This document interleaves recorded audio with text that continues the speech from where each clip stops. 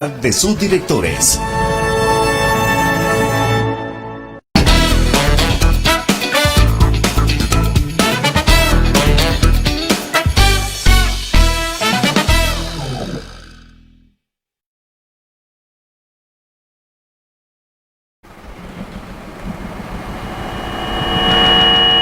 Muy buenas noches, amigos y amigas de nuestro programa Dialogando con Personajes del Pueblo. Hoy viernes damos gracias a Dios por un día más de vida, por estar acá nuevamente con ustedes, aquí tratando de llevarles ilustraciones, tratando de llevar personajes de nuestro pueblo, historias, artistas, escritores, con el fin de que ustedes puedan enriquecerse culturalmente. Enviamos saludos a todos nuestros amigos que nos ven en el departamento de Valle, Choluteca, a nivel nacional e internacional por las redes sociales. Estamos acá por el sistema de cable Tigo en el canal 57, Cable Color canal 94 y Arcovisión canal 33. Y hoy pues es un día muy especial, un día donde siempre sentimos aquella alegría, siempre andamos con aquella actitud positiva y siempre siendo perseverante. Así de que el día de hoy tenemos a un gran invitado, el cual estaremos hablando de un tema muy profundo, un tema con conocimiento bastante científico, ya que es una persona con una capacidad de análisis y también un gran profesional, abogado, notario, también muy conocedor del área de la teología, filosofía, y un gran escritor. Y es así que le damos la bienvenida a nuestro amigo acá, el abogado Luis Alberto Rivera. Bienvenido a nuestro programa, abogado. Muchas gracias, abogado. Me place mucho estar aquí y también compartir este espacio con la comunidad que nos está escuchando. Creo que el país necesita mucho y que el programa está muy oportuno previo a pues, las elecciones que nos avecinan, ¿no? Ahorita, para decidir quiénes van a ser nuestras próximas autoridades en el 2022. Bueno, es correcto y es interesante. También lo pueden ver en las redes sociales, acá en Telesur y nuestra página Lenín Burgos. Abogado, le agradezco mucho. Sé que usted viene desde muy lejos para poder hablar un tema que para mí es de mucha importancia, un tema que sencillamente las personas lo tienen desde que nacen, se mueren, pero muchos no lo llegan a desarrollar, y que es el pensar, el uso de la mente, el uso de la razón. Y hoy pues vamos a tocar ese tema a profundidad con algunas imágenes de apoyo, pero la mecánica de nuestro programa es hablar de nuestro invitado, ya que tenemos muchas personas que nos ven y quedan sorprendidos, admirados, porque tienen sus hijos a sus lados, y muchos muchachos jóvenes piensan que las cosas caen del cielo y no saben el esfuerzo, el sacrificio que hacen las personas para llegar a ser grandes profesionales. Vaya, nosotros lo conocemos a usted, abogado, notario, una licenciatura en teología, ahorita vas con una licenciatura en filosofía, maestría también en derecho, pero quisiéramos saber el inicio de toda su historia personal. Escritor también, que vamos a estar hablando de su libro, que acá lo tenemos al frente, en su momento vamos a hablar, pero quisiéramos conocer quién es el abogado o quién es Luis Alberto Rivera. Sí, bueno, muchas gracias.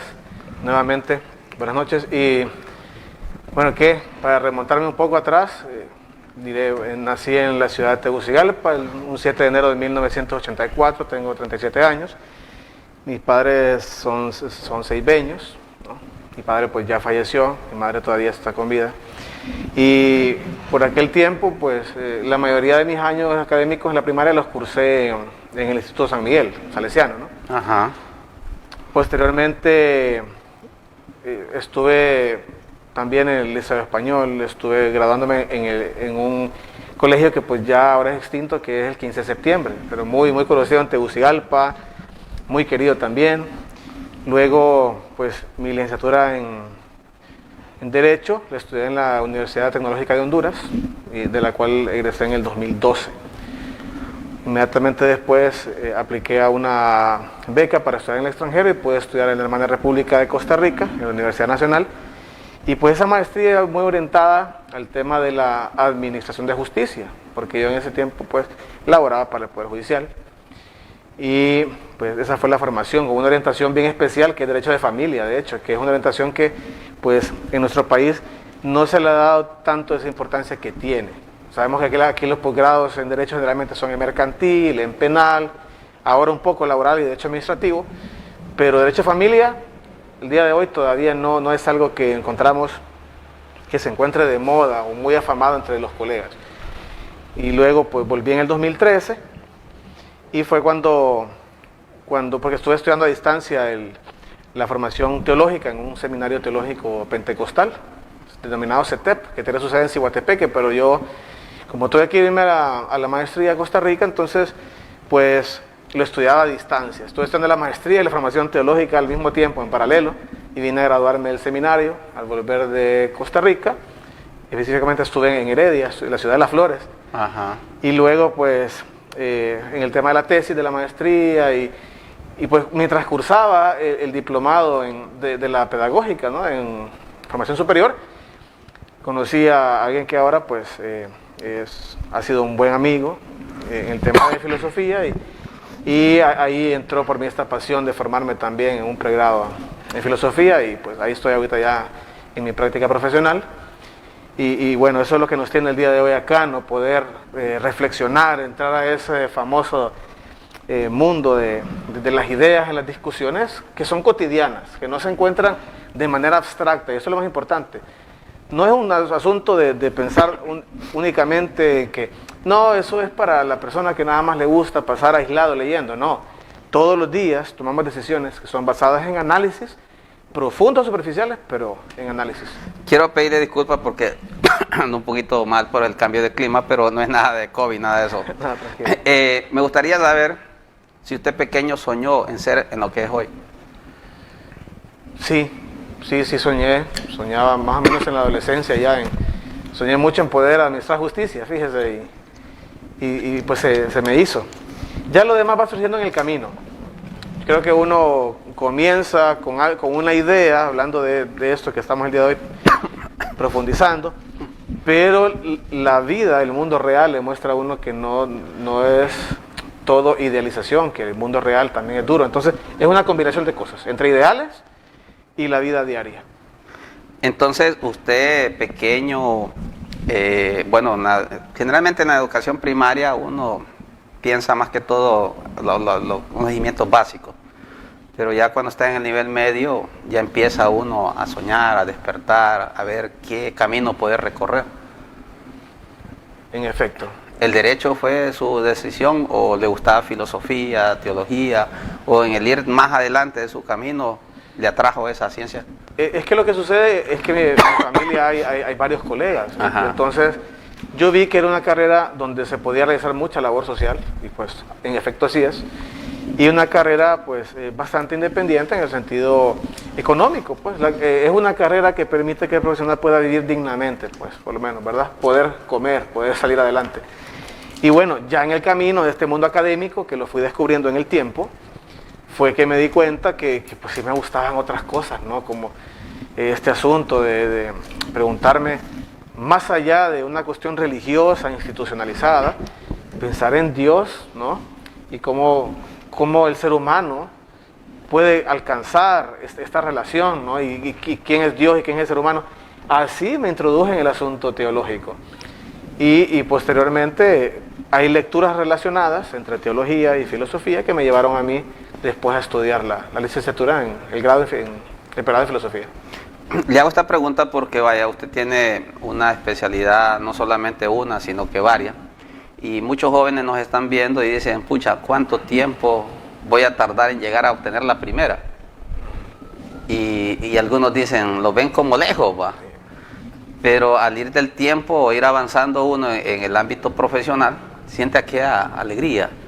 ¿Influyó mucho la lectura en usted o influyó a sus padres o influyeron algunos maestros en la parte de motivación a la perseverancia? La lectura indefectiblemente. Un par de amistades, porque siempre hemos tenido una práctica que yo descubrí con el tiempo que realmente era bien francesa, pero aquí es nuestra. Esa práctica que tenemos bastante cotidiana de decir, hey, vamos por un café. Esa práctica nace bastante fuerte en París, ¿no? Ahí los cafés parisinos han marcado un antes y un después en qué hacemos en nuestro tiempo de ocio cuando vamos con nuestros amigos. Entonces nos reuníamos usualmente en un café que está ahí por el área del aeropuerto, con un par de amigos, a discutir de manera informal todos estos temas. Y hombre, siempre las discusiones terminaban en temas más interesantes. Y esto nos obligaba, porque para esto también se ocupa mucha como esa curiosidad, esa espinita, ¿verdad?, a leer más sobre el tema. Entonces el siguiente domingo, usualmente eran los domingos en la tarde, que es el día donde uno más o menos puede despojarse de su rutina, volvíamos y ya habían otros abordajes, ¿verdad? Y lo más bonito es que no todos éramos colegas de derecho, sino que había un ingeniero eléctrico, un licenciado en física, otro colega de derecho y por ahí. Entonces la discusión era sumamente enriquecedora y todos ellos personas muy perseverantes, con conversaciones muy interesantes y que han trascendido. Ahora casualmente uno de ellos se encuentra estudiando un máster en matemática industrial en Madrid, ¿verdad? Él se fue. Otro estudió una maestría en radiología en México y es catedrático ahí en la Universidad Nacional en Tegucigalpa.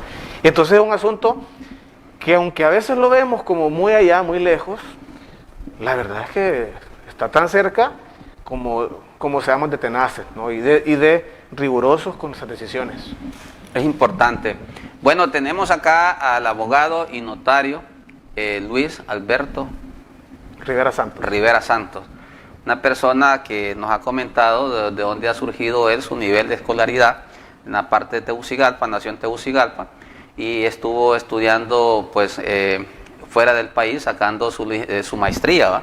La licenciatura en Derecho la obtuvo acá en Honduras, sí, pero siguió hacia Costa Rica donde obtuvo su maestría. Pero en el ir del tiempo, como dice él, sintió una gran atracción hacia la parte filosofía y teología, sí, que son dos áreas. A mí me encanta mucho eso. En sí, el estudio del ser, cómo ser uno, pues en la parte abstracta, la forma de pensar, de actuar, que es uno de los temas bastante, a muchas personas desconocidas, o otras personas que no les interesa, o otras personas que para ellos actúan mecánicamente, sin el uso de la razón. Y es ahí donde entra el licenciado y dice, bueno, entramos a la teología, a la filosofía, que es uno de los temas que vamos a tocar más adelante, porque ahorita estamos hablando de Luis Alberto. Su mamá, su papá, ¿cuántos hermanos tiene, abogado? Bueno, tengo un hermano, al que le llevo 7 años, y también está formándose en leyes.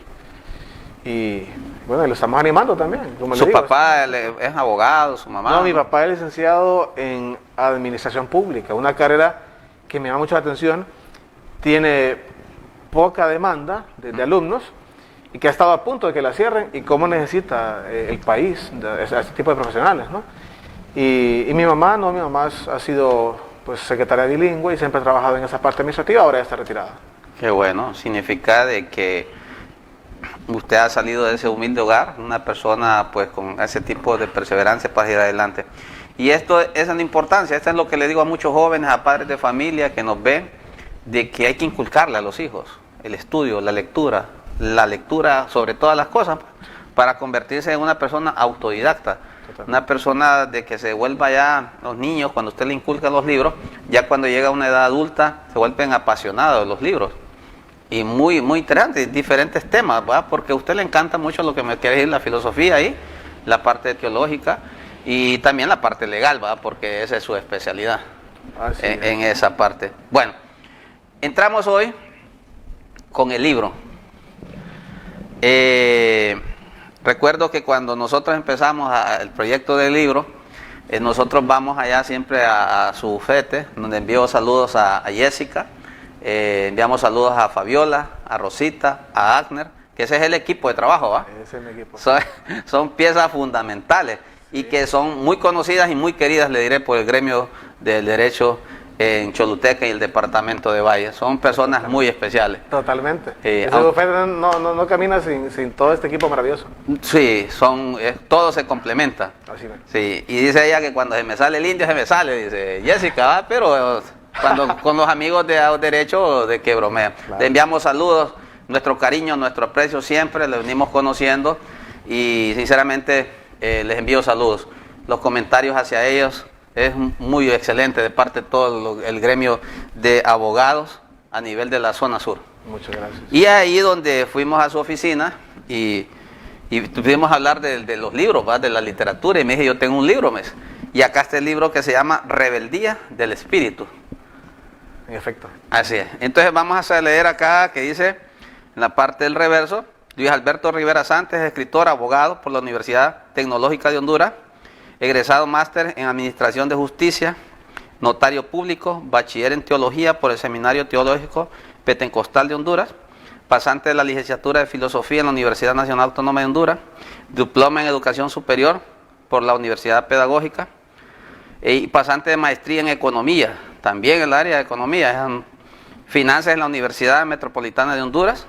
Ha sido ponente en el Encuentro Centroamericano de Filosofía en la Universidad Rafael Lardizábal de Guatemala, así como en actividades de la Escuela de Filosofía de la UNAC. También ha participado en un evento denominado Semana del Derecho de la Facultad de Derecho en la misma universidad y se ha desempeñado como docente universitario, sirviendo, entre otras cátedras, la de Filosofía del Derecho. Correcto. Esa es su carta de presentación. Sí, Hoy, en la parte académica, sí. En la parte académica, sí. Correcto.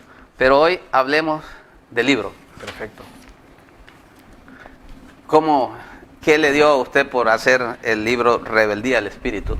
Bien, lo que voy a contar es bien interesante porque, ajá, de hecho, el libro, aunque es publicado ahora en el 2021, los poemas están fechados allá por el 2005-2008. ah, Entonces la gente se pregunta, ¿por qué tenías escritos y por qué los publicas hasta ahora? Pues porque en este país es muy caro publicar, pues. Entonces uno tiene que sufragar sus gastos, buscar patrocinio, qué sé yo. Y bueno, por ahí viene.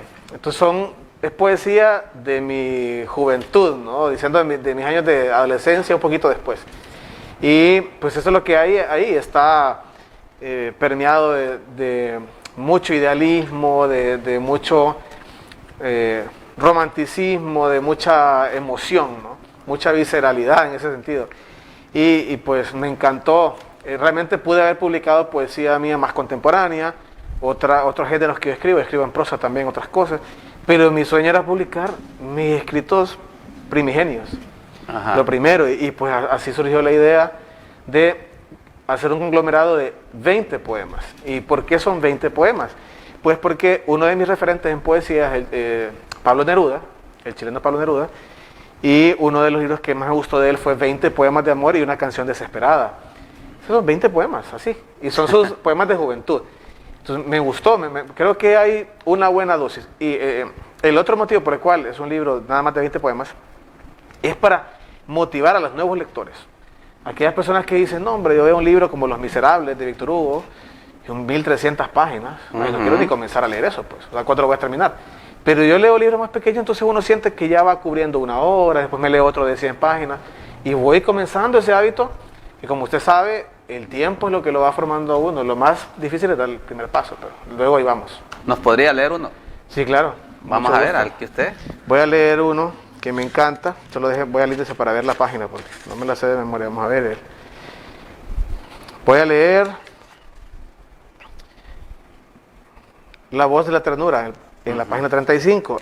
Este me gusta porque es un poema que está inspirado en los perritos de la calle.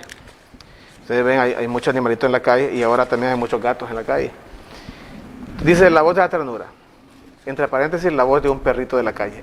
A veces pienso que la vida es injusta, que la belleza animal para muchos se resume a un pedigrí. No han sido pocas las veces en que me he sentido menos por no tenerlo. Mi hermano de raza y yo podemos ser distintos, pero tenemos el mismo corazón. Sueño con una mirada sincera que quiera mi compañía, sin golpes de indiferencia ni malos tratos. Eso es tiranía.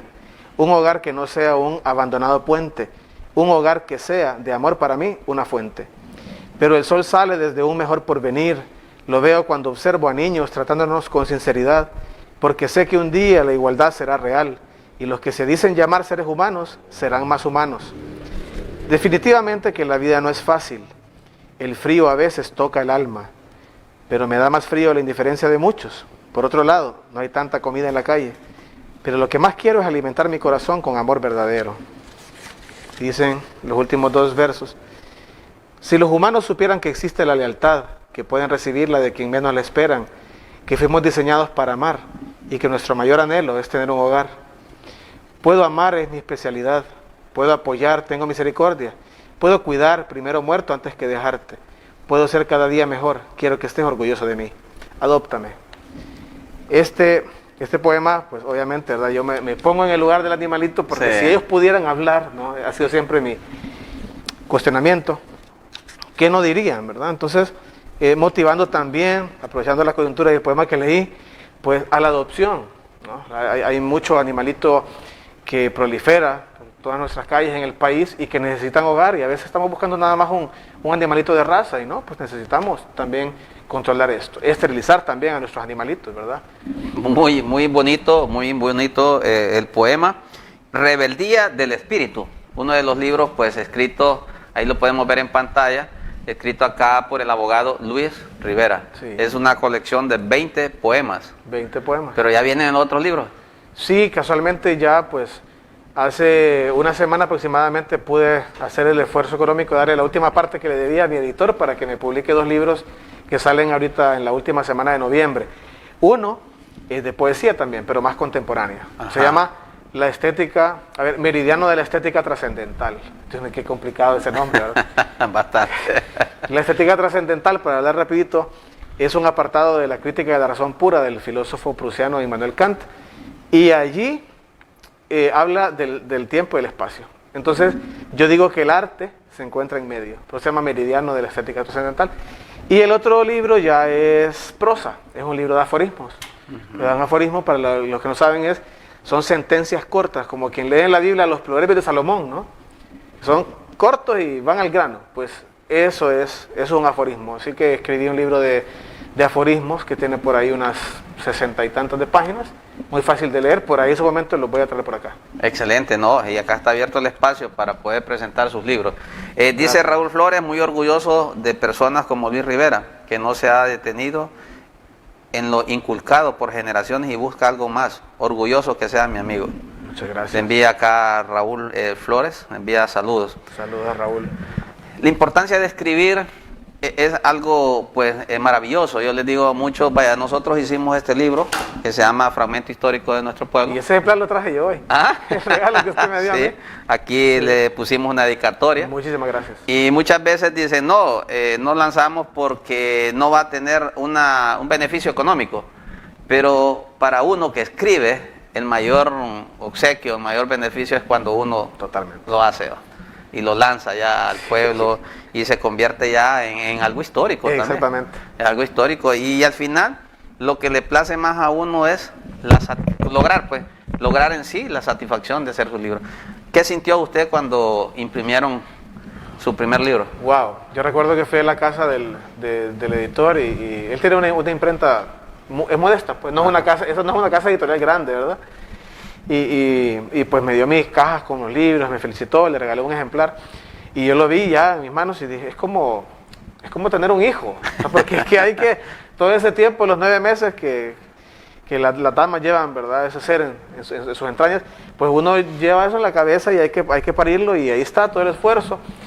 Tuve pues la dicha, y agradezco también a la casa Café Paradiso allá en Tegucigalpa y por el Guanacaste, muy conocida, yo sé, por todo este medio que nos gusta del arte, a la doctora en historia Anarela Vélez, que fue quien me permitió el espacio para poder hacer el lanzamiento allá en Tegucigalpa, y para mí pues un sueño hecho realidad.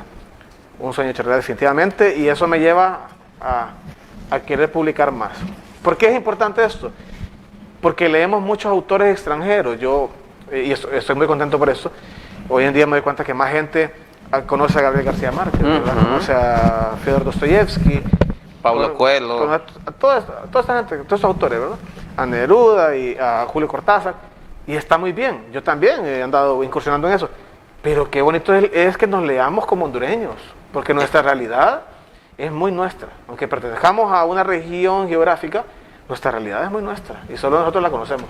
y es muy importante eso, porque vaya, cuando leemos a Ramón Amaya Amador, hondureño, Froilán Turcio, Medardo Mejía. Ajá, son grandes escritores, Juan Miguel Molina, que fue uno de los escritores también, bueno, siente una gran satisfacción y se siente más que orgulloso. Lógicamente que hay escritores internacionales de fama, de talla, bueno, mundial, con sus bestsellers, libros, va, como 100 años de soledad, Sí. que es un bestseller a nivel internacional, Total. pero acá en Honduras tenemos escritores con gran capacidad y grandes libros que han hecho también, pero muchas veces usted lo mismo lo está diciendo, nos enfocamos a nivel internacional y olvidamos acá a nivel local. En la licenciatura de filosofía ocurrió algo que me encantó mucho. Hay unas clases que uno lleva, que están organizadas ya de manera geográfica, es, llamamos una de pensamiento latinoamericano, pensamiento centroamericano y pensamiento hondureño. Entonces en cada una de esas clases vamos conociendo cuál es el pensamiento de la región. Y qué bonito es pues estudiar ya uno sus autores. Uno ve cómo a medida que se va acercando la ubicación geográfica de estos autores, cómo se parece a nuestra realidad. Sin embargo, es menester conocer nuestro propio pensamiento, porque es nuestra realidad. Y pues esto es algo que también lo toca un filósofo español, mexicano, perdón, que está con vida actualmente, en el tema de la filosofía de la liberación, Enrique Dussel. Él habla del colonialismo del pensamiento. Entonces tenemos que a veces quitarnos tanto polvo que tenemos en nuestra mente de solo conocer autores extranjeros y hacerlo nuestro, ¿no? O sea, dejar a veces de citar tanto a extranjeros, o los cito pero los relaciono con mi realidad. Debemos de admirar, valorar y apreciar lo nuestro. Lo nuestro. Eso es lo importante. Eso es lo importante. Bueno, tenemos acá al abogado Luis Alberto, con quien hemos estado hablando sobre su vida profesional, un hombre que pues con mucha actitud positiva y mucha perseverancia ha salido adelante, bueno, maestría en Derecho, abogado, notario, licenciatura en Filosofía, licenciatura en Teología, licenciatura en Economía, y ahorita pues escribió un libro y vienen 2 ediciones más nuevas. Significa que tenemos acá a la par de nosotros un gran personaje de nuestro país, una persona que de admiración, de mucha admiración, porque con mucho esfuerzo propio ha ido saliendo adelante y sé que no va a quedarse ahí, hay mucho más camino que recorrer por parte suya, ¿va? Pero suya también. no, mi admiración, mucha admiración, y los amigos que nos están viendo, sé que se sienten muy orgullosos de ser su amigo, porque uno, tener amigos así de su talla y envidiar pues sanamente su perseverancia, porque eso es algo que muchos jóvenes no le ponen mucha importancia y los padres tampoco, y ser perseverante, caer, porque yo no creo que en su camino, en su trayecto no haya caído muchas veces. Claro, el desánimo visita, la duda. Ajá. Pero siempre hay lo que llamo motores, ¿no? Que son los que nos motivan a seguir. En mi caso, mi padre, en paz descanse, fue el que me motivó mucho. Y me dio y no solamente eran palabras, sino yo vi la vida de él. Entonces, un hombre que me dio un gran ejemplo. Mi madre también, o sea, obviamente. Y bueno, cada vez que fui viendo la realización de un logro más, eso me motivaba para, ¿no?, seguir adelante. ¿No ha sido fácil? No es fácil. Ajá. No es fácil, pero muchas veces tenemos que entender que el primero que tiene que motivarse es uno mismo, pues, y seguir adelante. O sea, no dejar las cuestiones a medias, porque entonces todo lo que viene atrás lo hicimos en vano. Es así, porque muchas veces jóvenes piensan de que el primer fracaso hasta ahí nomás queda. Y no, acá es de persistencia. Es de persistencia. Bueno, quienes han leído mucho también la Biblia, que lo usan como una fuente, que también es una fuente muy respetable, sabe que es poco a poco, ¿no? Y así leemos otra literatura interesante también, que siempre nos invita al rigor. El pensamiento oriental, sobre todo el japonés, invita mucho a eso. Cuando vemos la cultura japonesa, últimamente eso ha estado muy utilizado por la gente que da conferencias de motivación y liderazgo. Es algo antiquísimo en los japoneses, el asunto del rigor, el tesón, el coraje. El coraje es algo que debe cultivarse en el buen sentido. Y no importa que las circunstancias sean adversas, yo debo persistir. No importa que duela, yo tengo que persistir, ¿no? Y a veces nadie va a estar ahí apoyando. No, porque a veces nos encontramos solos. Y así es la vida. Solamente uno mismo. Bueno, vamos a entrar en el tema, en la parte de filosofía política, que es uno de los temas que usted es un máster en esa materia, y sería de parte mía no extraer su conocimiento para nuestros televidentes, Vamos a presentar una imagen de una pintura para que hablemos desde la antigüedad hasta este tiempo, la forma de pensar de los pueblos, cómo ha ido evolucionando, la forma de poder ellos interactuar o de percibir la sociedad en la que vivimos. Porque la forma de ver en la actualidad, lógicamente es que es diferente, pero sí hay algo que nos relaciona. Y para eso tenemos a esta imagen. Sí. ¿Qué nos podríamos, para ya centrarlos en el tema? Sí, bien, pues esa imagen es una pintura del pintor, para que de redundancia, Rafael Sanzio, y se llama La Escuela de Atenas. Los dos caballeros que se encuentran ahí en medio, el famoso Platón, que nos ha dado dolores de cabeza siempre desde el colegio, ¿no? Sí. Y el más joven, que se ve ahí de azul, es su discípulo Aristóteles. Pero básicamente, ¿por qué es importante esa imagen? Pues es porque es ahí donde se gestan el génesis de lo que conocemos como democracia, ¿no? El gobierno de todos, que también nos ha dejado siempre esa espinita de, bueno, ¿y cuándo vamos a gobernar todos, verdad? Entonces, todos los países se preguntan esto, queremos más participación de los ciudadanos. Entonces, bueno, por eso es importante, porque ahí se discutieron las ideas políticas que hoy, hasta el día de hoy todavía pues son vigentes. Sí. ¿Cómo se llama nuestro país? ¿Cómo citamos? República de Honduras. Pero porque nunca hacemos énfasis en eso, república, esas categorías de república, nación, estado, país, tienen connotaciones diferentes y es importante apreciarlas. Y nacen aquí en este mundo, y la obra de Platón se llama La República, pues. Y cuando nos adentramos en ella, nos damos cuenta, ok, ¿qué fue lo que él soñó? Porque son tres poderes del Estado, por ejemplo. Todo el mundo dice, no, el espíritu de las leyes de Montesquieu. No, pero Montesquieu también lo trabaja, lo hace más teórico, pero las ideas se encuentran primero en la República, cuando Platón dice, no, es que tenemos tres almas, dice, la racional, la irascible en el vientre y la concupiscible. Entonces, cada una de estas gobierna al cuerpo. La racional pues es la razón, el análisis profundo. Por aquí, por el pecho, dice la irascible, que son la voluntad, el poder de la voluntad. Y por el vientre viene la concupiscible, que son los apetitos, o eso que pues en el cristianismo también se conoce como el pecado, ¿verdad? Esas inclinaciones no políticamente correctas, de las que nadie se siente orgulloso y que todas las tenemos, diferentes cada persona. Y luchamos con eso por la cuestión moral. Entonces dice él, es menester que así como el hombre es gobernado por estos tres elementos, entonces la nación, la república en este caso, sea constituida por tres poderes. Pero nadie habla de eso. Por eso es importante, ¿no? De cómo estas ideas tienen vigencia hoy en día y cómo las retomamos y volvemos a pensar en ellas, más en este momento que estamos a la víspera de ir a elegir.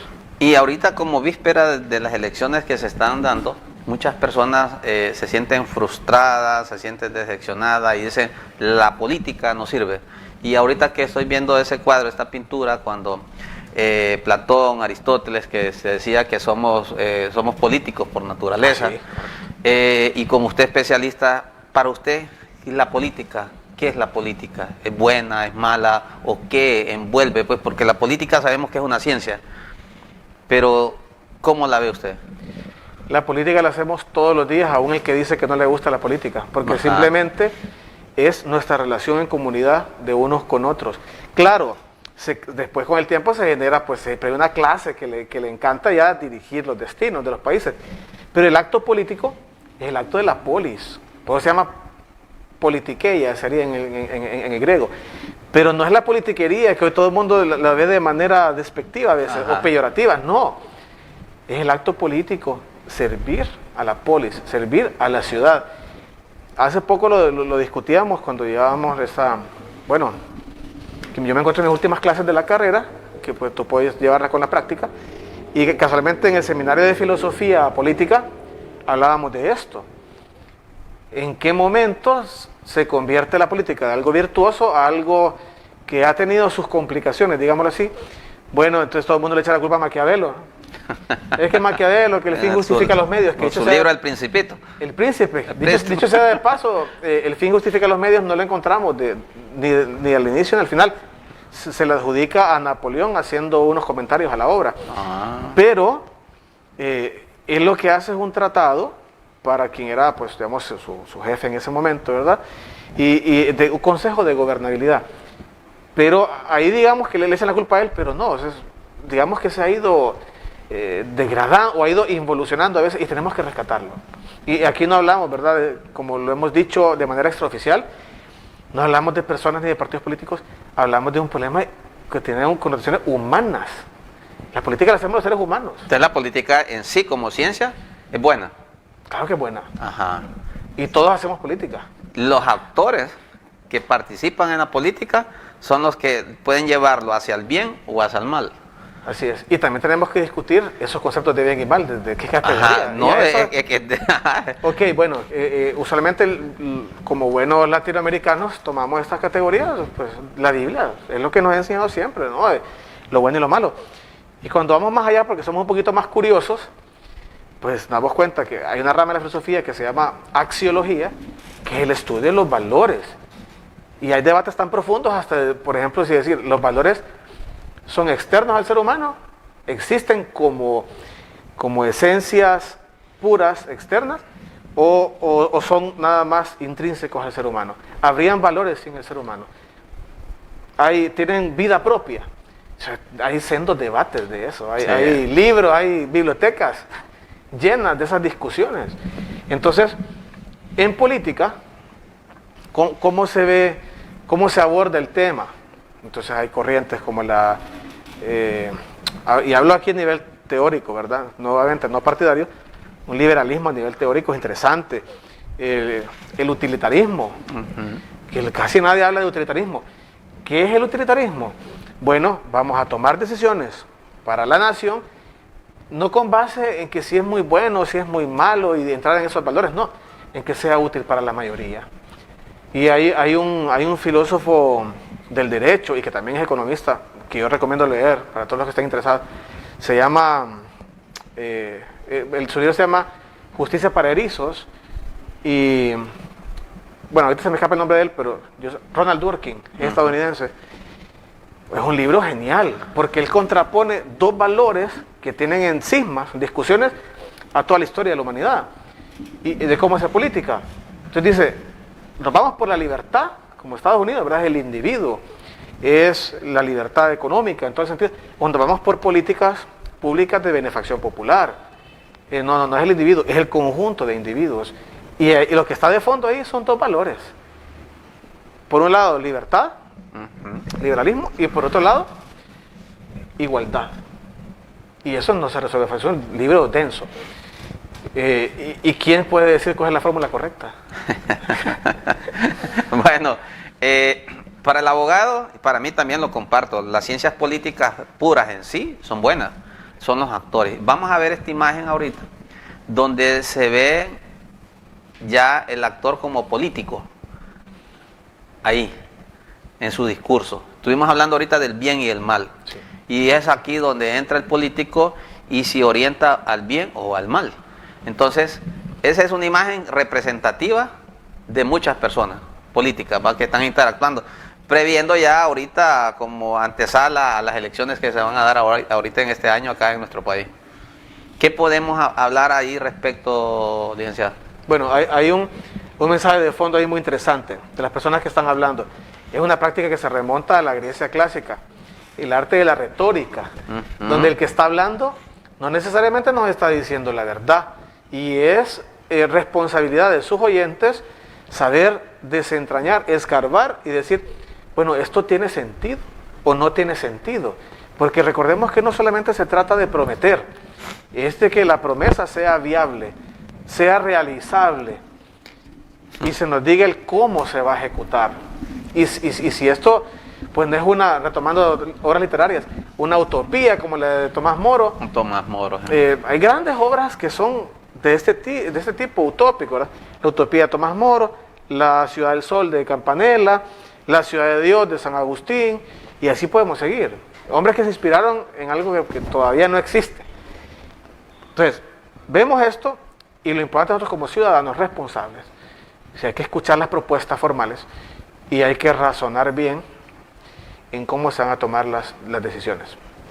Pero lo más importante también es el respeto a la voluntad popular al final de los resultados y el conteo de los votos.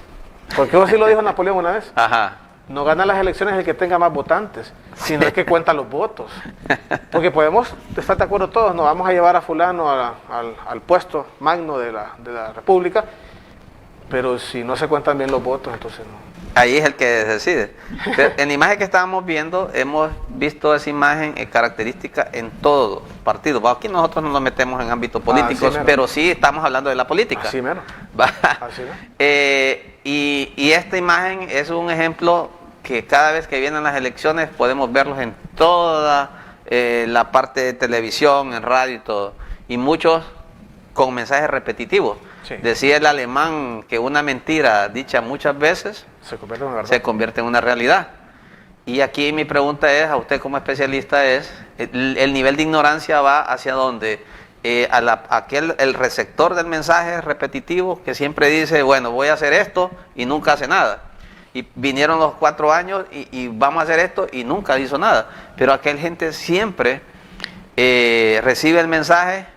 Entonces me pregunto yo, ¿por qué no analiza, no almacena? No entiendo. Vea qué importante esto. Yo aquí quiero ir un poco más allá en la pregunta. Porque pueda que el que está ahí haciendo su propuesta nos cumpla. El asunto es que no cumple en lo que verdaderamente necesitamos. Ajá. Porque el desarrollo humano de una sociedad está ligado a condiciones dignas. No está ligado a que se nos prometan cosas que solo son para sobrevivir. Y lo otro, el ciudadano no necesita nada más regalías. El ciudadano necesita poder desarrollarse. Eso es lo más importante, tener las condiciones, como lo asegura la Constitución, usted como colega lo sabe. La Constitución dice que se nos va a garantizar poder tener una seguridad social, pues respeto a nuestras ideas, libertad de expresión, trabajo digno y toda cuestión. Es crear el escenario.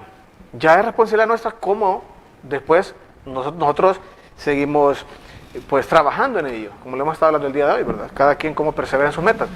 Pero tener las condiciones es lo más importante, porque si no estamos en círculos viciosos y no importa que venga, no va a venir un Mesías, hablando humanamente, a resolver todos nuestros problemas. Pero yo entiendo a la gente que no tiene un nivel de raciocinio, bueno, alto, ¿va? Pero a un nivel ya de un profesional, escuchar unas frases o una promesa y que saben que nunca se han cumplido y continuar en esa misma línea. Bueno, sí. Ese tema es muy importante. Ahí entraría esta imagen que vamos a ver ahorita, hermano, que es el masoquismo. Tal vez la pone el hermano Joaquín, el masoquismo, donde las personas... Ahí está. Sí. ¿Ah? Es que fíjese que este tema que usted toca es bien interesante. Casualmente yo hoy lo hablaba con alguien así de manera informal. ¿Por qué los seres humanos muchas veces, lo voy a decir coloquialmente, ¿verdad? Metemos las de andar, ¿verdad? Y lo sabemos, es porque dejamos que prevalezca a veces y la parte sentimental, que no es mala, pero la parte sentimental a veces nos lleva por algo que nuestra razón nos está diciendo que no es lo más conveniente, sin embargo lo hacemos. Entonces, hablando específicamente en el tema político, ya no nos estamos para darnos el lujo de decir, no es que mi tatarabuelo, ¿verdad? Era de tal partido. No, hoy en día es, con mucha más razón y más que nunca, candidatos y propuestas realizables. Porque prometer, todo el mundo promete. Pues. Sí. Es que sea, y que tenemos otro límite. Solo hay 4 años los gobiernos que puedan ejecutar un plan. Sí. Entonces, ¿qué tan realizable es esto? ¿Sabe que siempre me he preguntado otra cosa yo? Así lo voy a decir, que ahorita se me ocurre. Nosotros queremos aplicar un trabajo, 2 meses, periodo de prueba. Si no funcionamos, bye. Sí. ¿Por qué los puestos más importantes no son sometidos a este tipo de... Hombre, necesitamos garantía de desarrollo humano. Eso es lo que necesitamos. Es que generalmente cuando un gobierno quiere manipular y controlar, generalmente pone gente que administra en cargos públicos, gente que es fácil de manipular y controlar también, pues, para tener un control en un 100%. Sí. Pero aquí, cuando le presentaba la imagen, es de que hay personas que son masoquistas, sufren, están sufriendo y quieren seguir sufriendo. Entonces, es aquí donde no hay uso de razón, no hay pensamiento de parte de estas personas a ellos. ¿O a qué se deberá esa situación ahora? Fíjese que ahí es otro tema también que nos introduce en discusiones enormes, porque el asunto de la inteligencia no siempre, y se lo voy a decir por experiencia propia, yo he hablado con gente muy preparada, con otros de títulos, y no sé, todo, como que no termina de convencerme en sus argumentos, y hablo, usted debe conocer mucha gente también, poca preparación académica, con una sagacidad mental fuerte. Y el asunto, al fin y al cabo, es que aunque los dos sean preparados, inteligentes, o no lo sean, es que prime la razón al final, y no el sentimentalismo, con eso de yo sigo sufriendo y sigo sufriendo, y a veces hasta se desconocen las causas por las cuales se desea seguir sufriendo, ¿no? Pero los pueblos, es que esa frase es letal, ¿verdad? Que los pueblos tienen los gobernantes que se merecen. O sea, es una cuestión, nos meten en un problema ahí, de conciencia social. Y es una frase muy dicha, el pueblo merece, o tiene, el gobernante, que se merece. Y lastimosamente ahí nos lleva y arrastra todo, mucho todo, porque al final, en un momento dado, quien eligen o deciden son aquellas personas, las masoquistas, como digo, que quieren seguir en lo mismo y no quieren ver lo que es un cambio real, pues, un cambio real. Y es bastante sorprendente. Hay una imagen que vamos a ver ahorita que va relacionado a la forma de pensar, el pensamiento. Ahí está. Es una imagen donde el hombre tiene que pensar. Sí. El hondureño, ¿será que no piensa? ¿O será que no analiza? ¿O solamente vive el hoy? No, claro que piense, pues el ser humano, la capacidad de pensar la tenemos todos, es innata. Pero tenemos que dedicarle más tiempo. Eso es algo que se cultiva. Usted también sabe, por ejemplo, para escribir el libro, la pensada y la investigada que tuvo que dar, y todo el tiempo. Entonces, esa parte de cómo cultivo yo en mi pensamiento, digamos, en paz descanse, ahorita me viene a recordar a un profesor que tuve en la clase de Filosofía de la Educación, ingeniero civil, licenciado en Filosofía, el profesor Julio Roque. Él nos decía una vez en una clase, es que hay muchos tipos de pensamiento, decía. Pensamiento analítico. Es llevar la idea principal a sus elementos irreductibles. En la matemática, pues, la división es la que hace eso.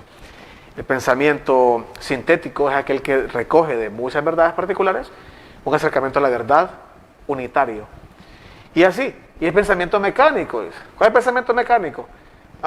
Siento aquí un vacío, un hueco en el estómago. Tengo hambre, voy a comer. Pero es que el pensamiento mecánico, que todos lo tenemos, porque es hasta casi una necesidad fisiológica, muy pocos son los que van más allá de ese pensamiento. Y eso es lo que necesitamos desarrollar. Y bueno, voy a decir Latinoamérica, hondureños, desarrollar más el por qué. Simple hecho de cada día decir, ¿por qué siempre he hecho esto? ¿Y por qué no he hecho lo otro? ¿Por qué? Y aplicarlo a nuestras afinidades políticas, a nuestras decisiones personales, sentimentales, a la literatura que escogemos, a los hábitos que tenemos. Tan fácil como decir, ¿por qué tomo tal gaseosa todos los días? ¿Y por qué no modifico este hábito? Es impresionante. Y a veces le he preguntado a algún amigo mío, oíme, ¿y por qué haces tal cosa, esa que haces? Fíjate que no me había puesto a pensar, yo creo que porque siempre lo he hecho así. O uno va, esto a mí como abogado me da hasta un dolor de estómago, me molesta. Cuando voy a una institución donde la ley dice, estos son los requisitos y este es el trámite. Usted sabe, no es la ley, pero es la ley. Pero usted llega y en un mostrador a usted le dice, pero es que aquí siempre se ha hecho así, que es la forma que él se inventa ahí. No, pero la ley dice, pero aquí siempre, pues siempre se ha hecho mal, le digo yo. Sí, ya vuelvo otra vez a cambiar las cosas cuando la ley dice otra cosa. Entonces, ¿qué va a cambiar? ¿Qué va a generar una sociedad más pensante siempre? Y preguntarnos algo tan simple, el por qué. Caerá la inteligencia mecánica en aquellas personas que dicen, bueno, dice, para un lobo aunque sea un pelo, dice. O dicen otra frase, si no le logré durante que le logro un poquito, dice. O como hoy aguanto hambre mañana, dice. Porque muchas veces las personas buscan qué conseguir en el momento, pero es aquí, digo yo, no piensan lo que van a esperar más adelante. No hay ese nivel de análisis, de reflexión, o entra la inteligencia mecánica, como dice usted, o la inteligencia analítica no existe ahí, en ellos. Usted lo acaba de decir.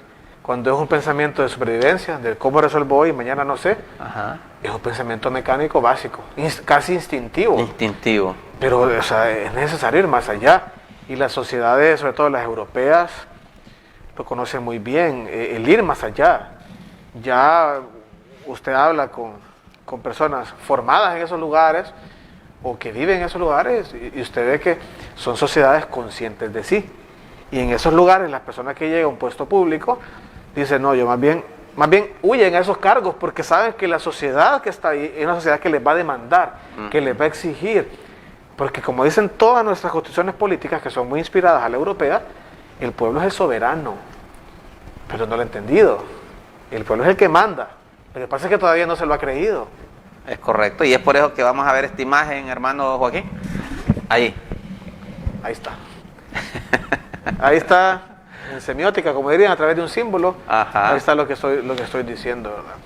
El pueblo es el soberano. El pueblo es el soberano, pero tiene que creerlo. Sí. Y ese pueblo ahí puede hacer cambiar o caer al abismo a los falsos políticos. No a la política en sí, como también, no que el falso político. No, es que lo que hay muchas veces en nuestros países, en general, es politiquería o esa que dicen política vernácula, ¿verdad? Que el arte de convencer bajo cualquier triquiñuela o cualquier engaño, pero cuando la sociedad es consciente de sí, pensante y sobre todo tiene la voluntad de que se hagan bien las cosas en su país, más bien, no crea, no son muchos los que quieren aventarse a ser diputado, por ejemplo. Hay algo bien interesante que una vez discutía también en otras prácticas informales, que me encanta estar en prácticas informales a mí. No, es muy interesante. En la República también Platón lo plantea y decía, si los funcionarios, usa unas palabras más antiguas obviamente, ¿verdad? Solo vivieran de un recurso económico moderado, entonces esos que llegan ahí son los que verdaderamente merece la República. Usualmente se toma nada más el ocupar los curules para, pues, obviamente, una forma de obtención de recursos económicos. Pero si imagínese usted que fueran puestos ad honorem, que la gente, que el diputado tuviera su trabajo, su fuente de ingreso y ad honorem ejerciera el asunto legislativo. A ver si son los mismos que quieren ser diputados. No, hombre, ninguno. Bueno, es lo que le estoy diciendo. Ninguno. Porque nadie habla de eso. Ninguno. Eso se llamaría así vocación política. Pero en la imagen que puso al final el hermano Joaquín, donde se ve ahí de una persona, ahí vemos dos tipos de personas, dos tipos de pensamientos, dos tipos de análisis. ¿Cómo podría llamar usted a aquel que dice no, mejor me voy? Y los otros aquellos que siguen. Bueno, en ese caso depende de qué están haciendo los de los carteles. Porque si los de los carteles están apoyando y el político está engañando, entonces el que se va, más bien es el decepcionado, es una persona, digamos, más crítica, pero se decepciona. Y, por ejemplo, hay una anécdota de un gran filósofo y científico inglés, no recuerdo en ese momento si era, creo que era Isaac Newton. Lo llaman a integrar al Congreso para que ejerciera la diputación, nunca participaba. ¿Para qué iba a participar? Pues lo que habían ahí eran otro tipo de cosas que a él no le interesaba. Pero si las personas que están ahí lo que están haciendo es protestando, exigiendo un derecho que el político le prometió y no lo está cumpliendo, el que se va está actuando súper mal, porque se está desentendiendo. Y Platón lo dijo en su momento. Al que no le interesa la política, está destinado a ser gobernado por malos hombres. Y Aristóteles lo dijo de otra forma. Un país es mejor gobernado por un buen hombre que por buenas leyes. Nuestra Constitución, es nuestro 13º contrato social, 1982, es una bellezada estética. Pero si la viviéramos en realidad, sería mucho mejor. Mire, abogado, le diré que la hora se me ha ido tan rápido hablando de este tema, porque para mí me encanta, pues, y lastimosamente tenemos una hora, y sé que los televidentes nos están viendo, una hora donde hemos estado hablando de la forma de pensar, la forma de la inteligencia mecánica, la inteligencia analítica, de la política como ciencia que es buena, no los políticos, donde también el uso de la razón antes de actuar, pues peor ahorita que vienen las elecciones generales, ¿va? Donde debe utilizarse el uso de la mente, el uso de la inteligencia analítica más que todo, porque esa es la que puede llegar a un cambio. Es así, abogado, hemos estado con el abogado Luis Alberto, creo que usted no ha sentido la hora, ¿va? Para nada, yo pensé que era como 20 minutos. No, ya llevamos una hora ya. Sí. Y hemos estado con licenciado en teología, licenciado en filosofía, abogado, notario, con maestría, licenciado en economía, un hombre pues que ha venido con mucha perseverancia, mucha positivismo, como lo digo yo, y es digno de admirar.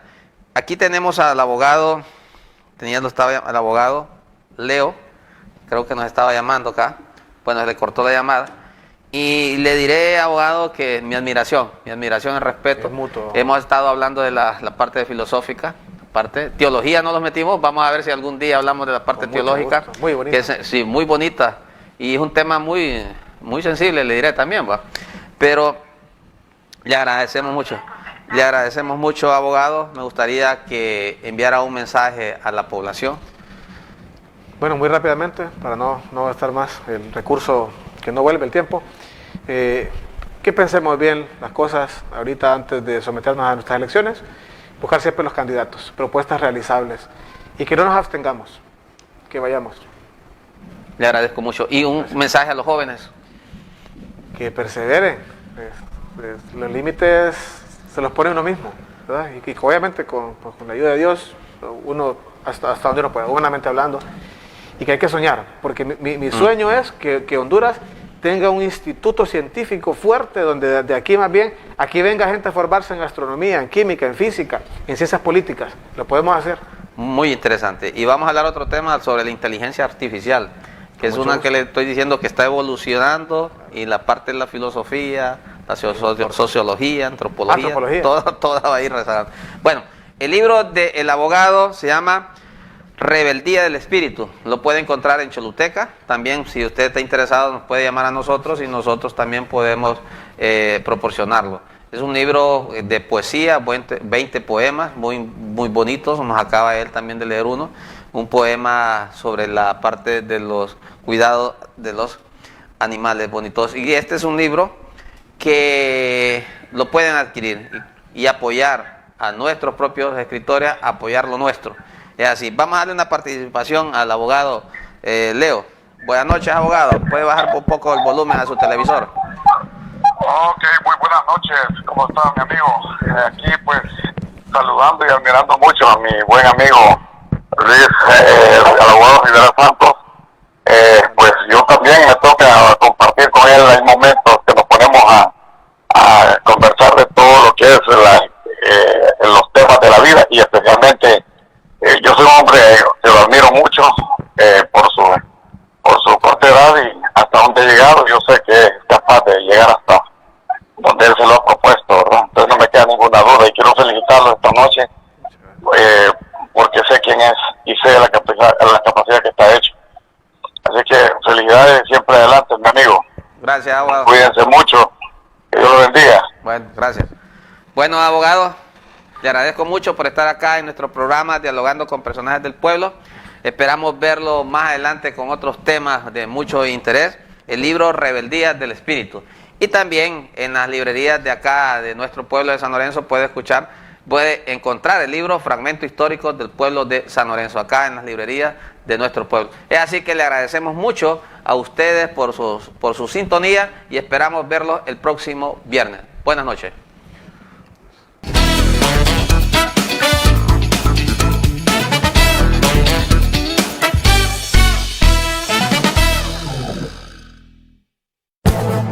La administración de Telesur Canal 33 no se hace responsable de los comentarios y opiniones vertidos en el espacio que acaba de finalizar, ya que son responsabilidad de sus directores.